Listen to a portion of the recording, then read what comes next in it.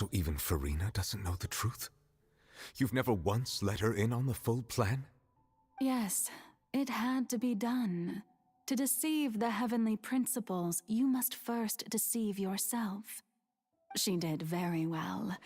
If she had let her resolve falter even once in these 5 centuries, Fontaine would have been doomed to the most tragic fate. It seems that trusting humanity was the right decision after all. I believe that I understand how your deception works, but that is only half the truth, is it not? How would you build on this foundation to save the people of Fontaine? That is the most important thing. Ah, good. Of course, the Iudex of Fontaine has pinpointed the crux of the issue. I'm sure you've long sensed that the Oratrice is no simple machine, yes? I've always suspected that it had its own consciousness, and Linny did mention that he heard a human voice within the core chamber. It now seems that that person was you, hidden within the machine all along. Am I right? And then I became one with the Oratrice, taking Fontaine's gnosis with me. Yes, it would seem so, wouldn't it? Alas, your understanding of this device still lacks sufficient depth. In truth, it is no enactor of justice. It is, in fact, a device created to kill the god of justice. I beg your pardon? Oh, you have it. And to be more precise, not only will the Oratrice take down the god of justice, it will also take down the divine throne upon which she has been placed. I mean, did you think I would be the sort to enjoy peaceful repose while Farina suffered? My work over these last 500 years has been to constantly accumulate indemnitium within the Oratrice. But really, some have already discovered that only a small fraction of the energy generated by the device was ever used to provide power to Fontaine. The vast majority had to be, accumulated to enact this death sentence. It was all a part of your plan, then?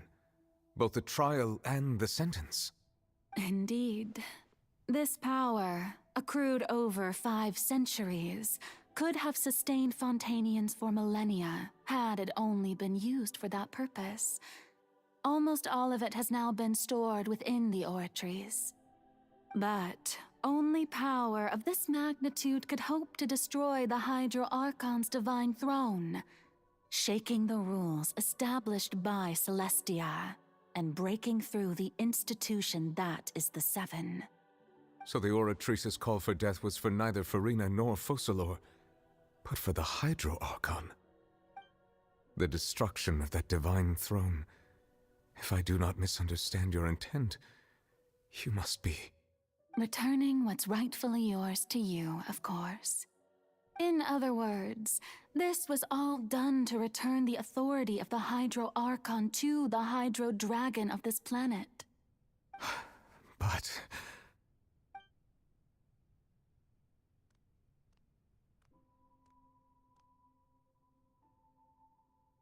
Oh, what? Getting sad again, are we? The authority of the ancient dragons shall soon be yours once more, O Hydro Dragon Sovereign. And this is the face you make. all you've done throughout the years is just so you can sacrifice yourself at the very end. I've never quite seen it that way, you know. Even now, I'm quite pleased at how well my deception worked.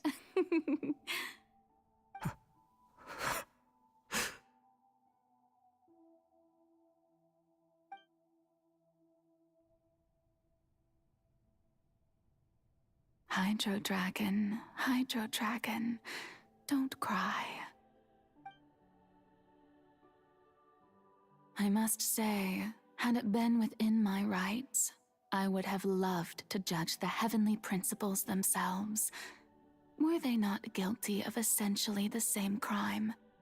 Egeria stole the power of the primordial sea, and the heavenly principle stole the power you ancient dragons possessed. I, for my part, am the god of justice. And is it not just that your original powers should be returned to you? Speaking of justice, I have always believed that justice lies in the process of pursuing human existence itself.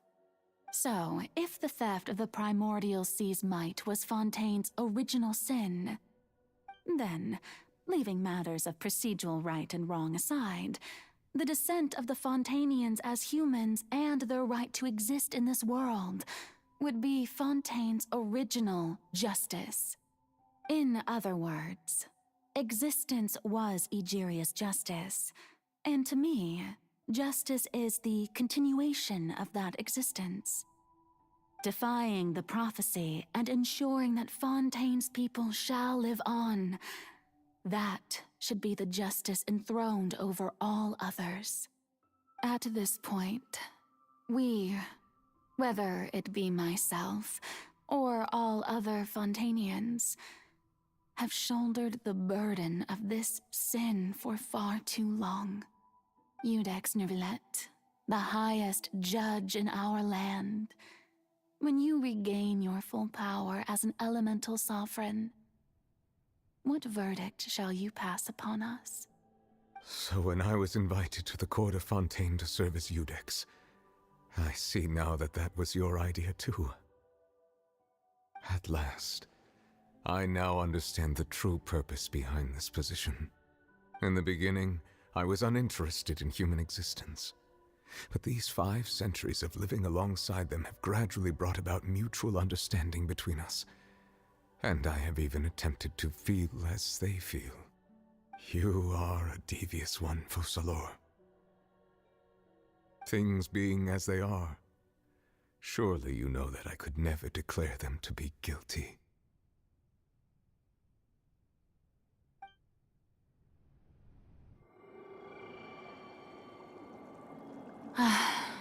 The hour of my execution is almost here. For the sinner, the curtain call has come. I know I may not sound it, but faced with death, I find myself a little afraid. Perhaps this is one thing both gods and humans have in common.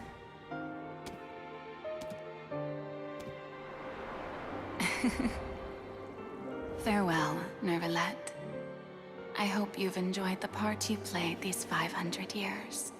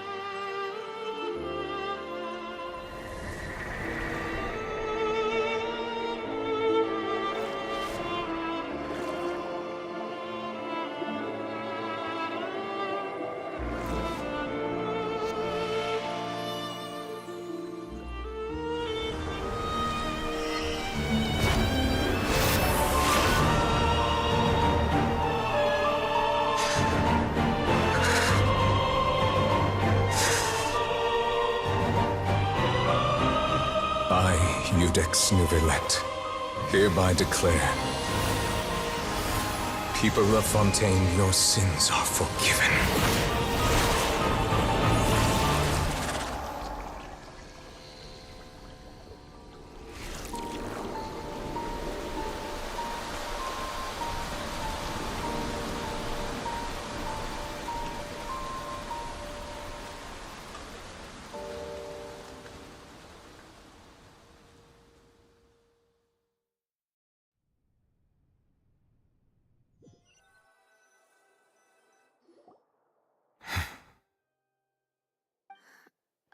What just happened? Has the death sentence been carried out? Was that bright light some sort of misdirection? I have a feeling that something huge just happened. But since we're all still alive and haven't been dissolved, I assume whatever happened was good for us. It's time to end this. We must mete out punishment to that beast. Didn't you say just a moment ago that it can't be defeated? I have gained the strength sufficient to deal with it. Through certain means, I now have the ability to separate the power of the primordial sea from that creature. We should seize the opportunity to pursue our quarry. Traveler, now that the oratories can no longer function, I require an executor to help me mete out justice. The root of the calamities befalling Fontaine, the beast that enacts the prophecy, its name is the All-Devouring Narwahl. Come with me, traveler. The hour of execution has come.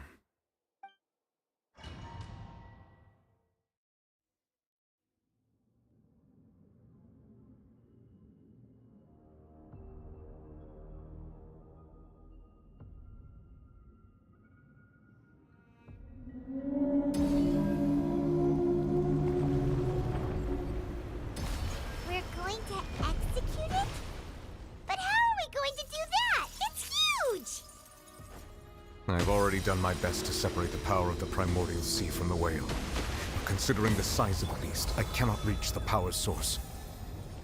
Unless we can find a way to attack it from within. I shall share a part of the ancient dragon's power with you. We shall look for an opening together. Shine down!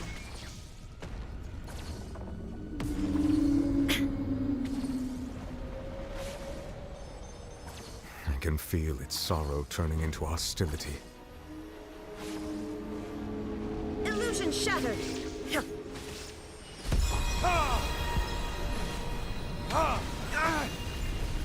Dissipate! No one now! Just you wait! There is no escape! The all-devouring narwhal cannot resist its instinct to devour. Continue to trigger its hostility, and a chance will present itself.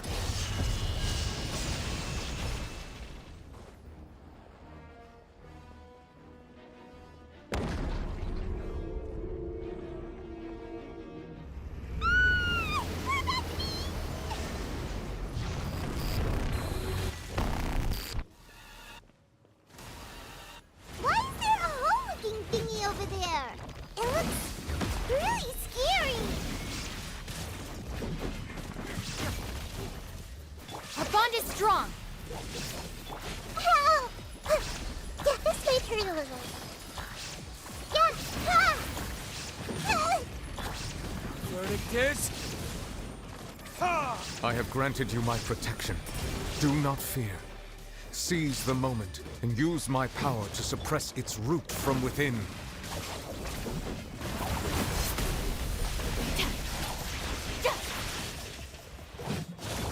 Torn to oblivion! Manifest the authority of the ancient dragons.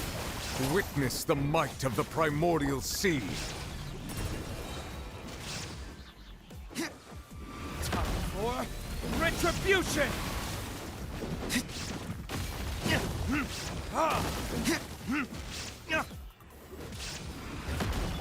The Temple of Wisdom. Committed to memory. Grow, grow, grow. There is no escape!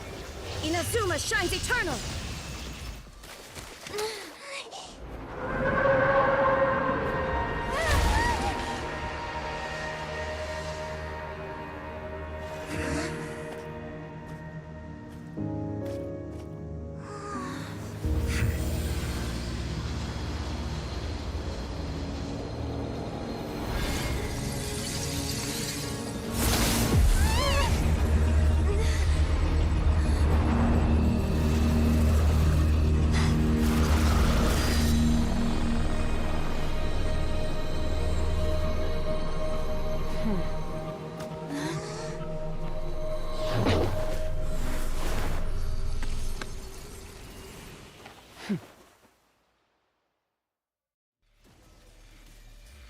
thanks for helping with the cleanup. It should have been my job, but... oh well. It was just supposed to be a short private training session for me. I didn't think that my disciple and my master's pet would start brawling in the meantime. Well, actually, I had a feeling that it would happen at some point, but they bumped into one another earlier than I thought. What a blunder. I suppose I'll have to swing my sword 3 million times as penance. That power. Who are you exactly? Paimon has an idea. From what she said earlier, she must be Child's master. Skirk, right? It's just that he gave us the impression that she was the less talkative person. I simply did not have anything to say to the weak. But you, on the other hand, managed to defeat the All-Devouring Narwahl without using power from beyond this world. So you may speak to me as equals. I have to agree. It's a strange use of a planet's primordial waters just to raise an all-devouring narwhal. That kind of power is wasted on it. It's not cooperative. It eats too much. And I have more important things to do with my time than pet sitting. The only thing that creature has going for it is its looks. All in all, it fails as a pet. Miss Skirk? I think you might have missed the point. The point being? Well, being that this pet almost destroyed an entire nation. So what sort of person is your master? Well, Child's master's master. Wait, is that right? Oh, right. So you don't know him. Sorry, I assumed you did. His name is Sertologi. Huh? I am unfamiliar with that name. Huh. So Master isn't sufficiently famous. How should I describe him then? Have you heard of the name The Fowl? The Fowl? Still nothing? Well, how about the Visionary? Vetterfulnir then? Or Gold Rhindaughter? Ooh, that one we've heard. Rhindaughter's part of the Hexen Circle. She's Albedo's mom, right? Oh, so you do know that name. To be honest, I also heard all of those names and titles from my master. I don't actually know them either. But I suppose you understand now, yes? My master is likely a similar sort to Rhindaughter. They are both pursuing some form of perfection. Wait, didn't you also mention a visionary person? Paimon didn't quite catch their name. Actually, never mind that. I believe it expedient to inform you that the all-devouring narwhal used up nearly all its strength fighting you. Such roiling hydro energies will prove difficult for the planet's deep seas to digest. As such, the Fontaine back on the surface has most likely been thrown into chaos. In other words, the prophecy that you've been fretting over should now be in full swing. What?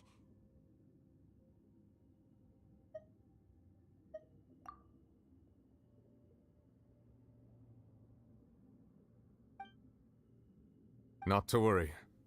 Focalors has already managed to deceive the heavenly principles. In the end, the people will all be dissolved into the waters, and only Farina will remain, weeping on her throne.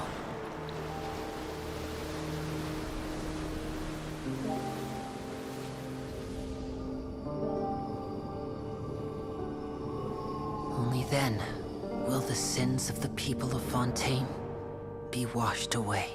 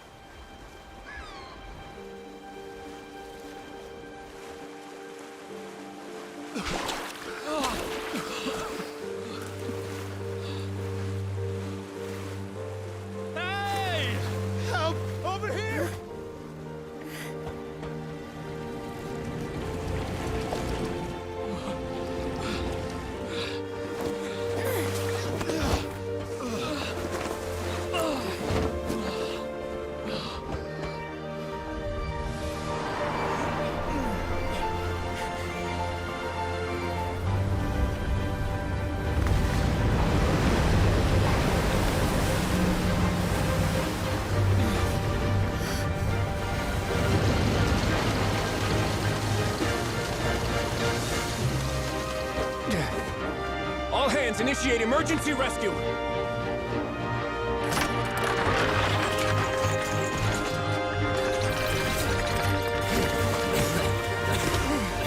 Hurry!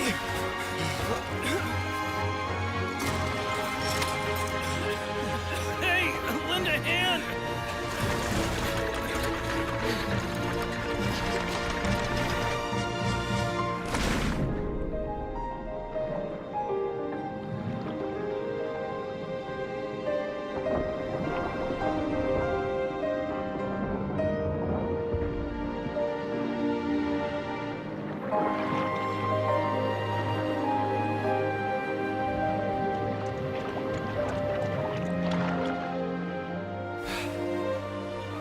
Look! The water's receding!